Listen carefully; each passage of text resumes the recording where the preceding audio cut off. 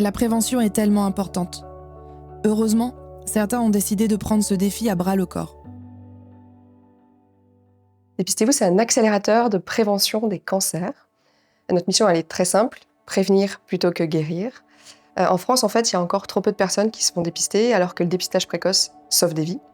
Donc, avec Dépistez-vous, on a choisi de simplifier, de personnaliser et de permettre de rendre accessible la prévention et le dépistage avec 3 solutions. Donc, la première, c'est une plateforme digitale pour connaître son risque et agir. La deuxième, c'est des ateliers de prévention co-animés et co-construits par des soignants et des patients pour déconstruire les idées reçues et les fausses croyances. Et la troisième, ce sont des dépistages des cancers de la peau sur site par téléexpertise. Tout ça pourquoi ? Pour éviter un cancer sur 2.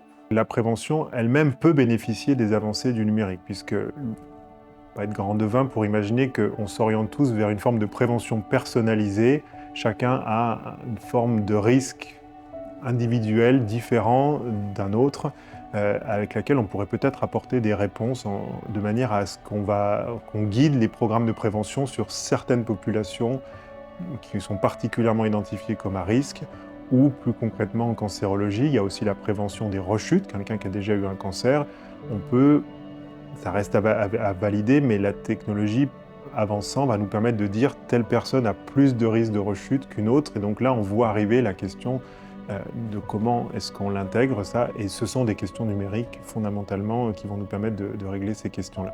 Il y a 150 000 cancers qui sont évitables chaque année.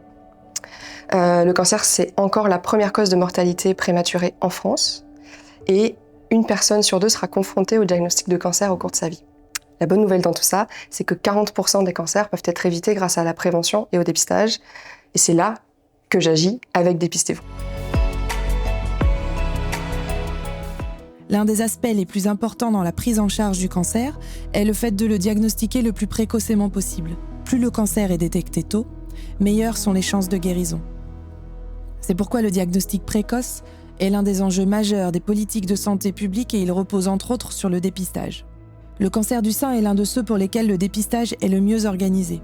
Pourtant, depuis 2012, la participation des femmes au programme est en diminution, toutes tranches d'âge et toutes régions confondues. En cause, la pandémie, certes, mais aussi la peur du diagnostic et des problématiques de délai dans la prise de rendez-vous dans les centres de radiologie. Devant la forte progression du nombre de cas de cancer, il est urgent de faciliter le travail des acteurs concernés pour établir un diagnostic le plus tôt possible, gagner du temps et ainsi dépister encore plus de patients. L'intelligence artificielle a ici une carte à jouer. L'intelligence artificielle est un processus d'imitation de l'intelligence humaine qui repose sur la création et l'application d'algorithmes exécutés dans un environnement informatique.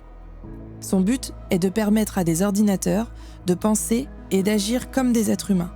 C'est à la fois fascinant et terrifiant. A-t-elle vocation à remplacer les médecins ou les chercheurs ? Le cerveau humain va-t-il devenir obsolète ? Le Therapixel s'est intéressé au cancer du sein parce qu'on a vu que c'était une problématique pour laquelle la technologie d'intelligence artificielle et de computer vision était particulièrement pertinente, puisque le dépistage, ce n'est pas du diagnostic. Le dépistage, il s'agit de trouver chez les sujets sains les quelques sujets qui vont avoir un problème. Dans le cancer du sein, sur 1000 examens de dépistage, il n'y en a que 8 qui auront effectivement un cancer. Donc c'est la thématique de l'aiguille dans la meule de foin. Et là où on a eu une approche différente, c'est qu'on n'essaie pas de trouver les 8 personnes sur 1000, ça c'est le rôle du radiologue. Nous, on est là pour brûler le tas de foin, pour mieux trouver l'aiguille. Ce que l'on a fait, on a développé en fait une solution de traitement de l'image qui s'appelle VisioCyte et qui intègre de l'intelligence artificielle et qui va pouvoir aller observer au sein d'un échantillon d'urine l'ensemble des éléments biologiques et en particulier des cellules qu'on appelle urothéliales. Pour faire très simple, il n'y a à la fois pas une cellule qui ressemble à une autre cellule, mais il y a quand même beaucoup de similarités. Et donc l'intelligence artificielle nous permettait, en apprenant sur un grand nombre de données, donc des données cellulaires, c'est-à-dire des images de cellules, mais également en fait le statut du patient, c'est-à-dire savoir si au final il s'est révélé avoir un cancer ou pas, on a pu en fait, je dirais, automatiser le fait de classifier ces éléments cellulaires en sains, malades, et également de donner une recommandation diagnostique. Donc on a développé une solution qui intégrait l'intelligence artificielle depuis le premier jour, à nouveau sur une thématique qui est particulièrement adaptée, puisque les cellules, la biologie pour ça, en fait, est parfaitement, je dirais, compatible avec l'intelligence artificielle. On parle du vivant, on parle de quelque chose qui est fondamentalement darwinien, qui n'est pas prédictif dans la manière dont les choses vont évoluer. Et donc, il y a quand même l'hypothèse scientifique à la base de tout. Et l'IA ou les technologies algorithmiques ne sont qu'un outil pour accélérer, aider, mais ne sont sûrement pas l'outil qui va, d'une certaine manière, guider la découverte. Là où, par contre, c'était une aide non négligeable, c'est l'analyse quelque part automatisée de la quantité de données qui sont publiées sur les journaux, dans les journaux. Je n'ai pas les chiffres ici, mais le volume a considérablement augmenté au cours de ces 10 dernières années de publications scientifiques. Aucun être humain normalement constitué est en capacité d'analyser ces données.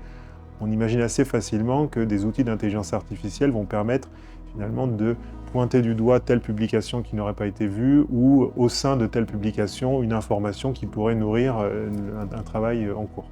On essaie de rassurer le radiologue sur tous les cas où il n'y a rien à voir, pour qu'il ne passe pas du temps à chercher quelque chose qui n'existe pas, et qu'il puisse vraiment se concentrer soit sur les cas où effectivement il y a quelque chose de très visible, donc l'IA apporte une confirmation de ce que le radiologue suspecte, mais aussi dans les cas où il y a une incertitude, c'est-à-dire qu'il y a quelque chose de suspect mais on ne sait pas trop, et donc on donne des éléments d'information supplémentaires au radiologue pour que lui puisse poursuivre ses investigations, et donc on a vraiment une notion de l'IA comme compagnon du radiologue qui va l'aider, l'accompagner, le rassurer, le rendre plus confiant dans sa prise de décision. Au-delà d'augmenter la performance diagnostique pour un impact clinique évident, l'intelligence artificielle peut également avoir une influence significative au niveau médico-économique. Le cancer de la vessie, ça touche tout le monde, indépendamment des classes sociales. Et l'objectif de Vitadix depuis le premier jour, ça a été de faire en sorte que tous les patients puissent bénéficier de Palanyse et non pas seulement les plus fortunés. Il faut se rappeler qu'en France, la perception des patients, c'est que la santé est gratuite. Donc ça, c'est un élément important parce que quand on développe une nouvelle solution sur un marché, ça veut dire que la propension des patients français à payer pour une analyse est relativement faible puisqu'indirectement, elle est prise en charge par leurs impôts, c'est-à-dire qu'ils contribuent directement. Le RIHN 2.0, en fait, c'est une capacité d'avoir un remboursement temporaire d'actes innovants. Et Vitadix, et avec sa solution VisioCite, rentre pleinement dans cet acte puisque nous ne sommes pas un dispositif médical autonome, on est un dispositif qui est utilisé par un médecin pathologiste pour rendre un acte diagnostique.